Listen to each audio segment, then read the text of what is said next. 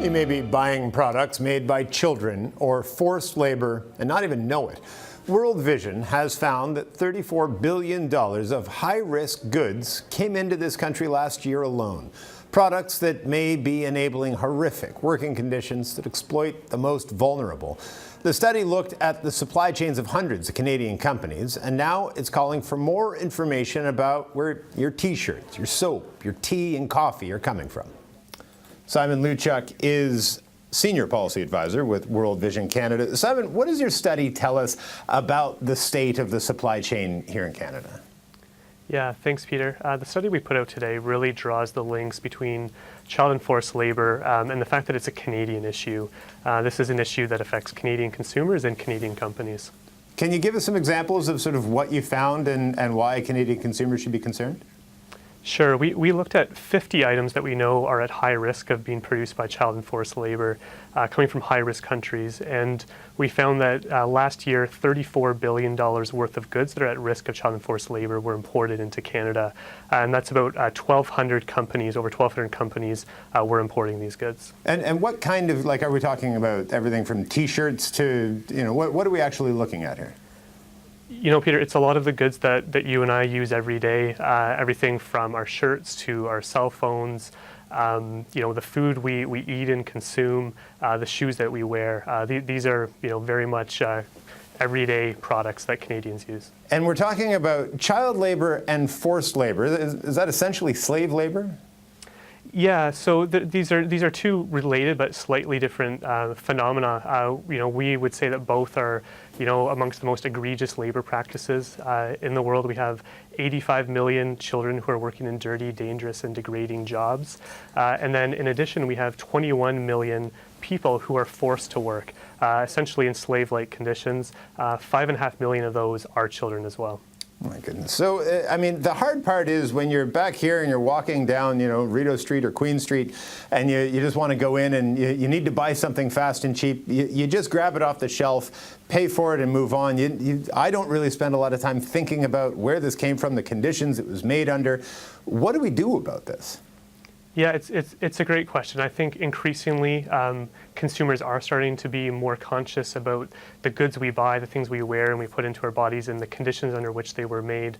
One of the things that we would like to see is simply for the companies who are importing these goods to be more transparent in terms of how these goods are ending up on our store shelves and under what conditions they were produced. And I think you identified it, the number is 1,264 companies that could be part of the problem. This is not a limited issue here.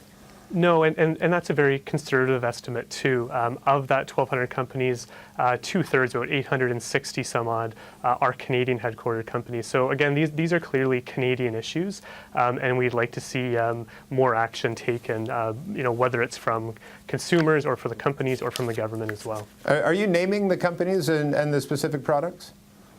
Yeah, so in our report, we provide a snapshot of how some of the larger Canadian companies are faring in terms of how transparent they're being to disclose information to consumers and to investors, to talk about not just what sort of policies they have in place, but what sort of practices and due diligence do they have in place to address the risks of child and forced labor. And these are all companies who are importing these high-risk goods. And are there some of those companies that stand out for you that you feel Canadians should know are importing these high-risk goods?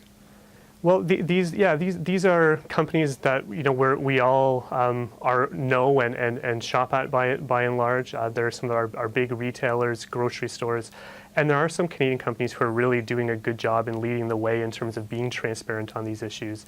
Companies like MEC, HBC, BlackBerry, Gildan. These are some of the Canadian companies who really have developed some good best practices in this place. And you also talk about, I think it's the UK and California that have come up with ways of trying to regulate this a bit better and putting pressure on companies to have sort of better disclosure policies. What is that?